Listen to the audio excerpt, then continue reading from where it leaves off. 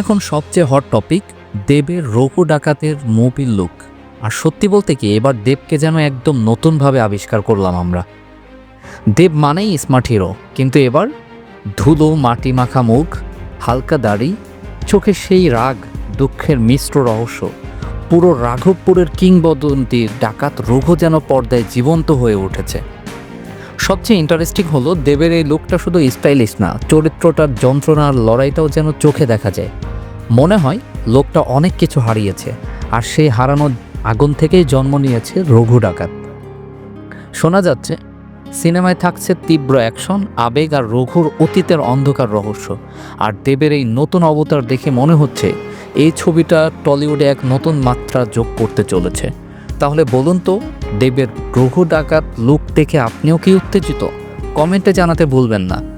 রিলটা ভালো লাগলে শেয়ার করুন, কারণ রঘু ডাকাত এসে গেছে আর এবার সে থামবে না।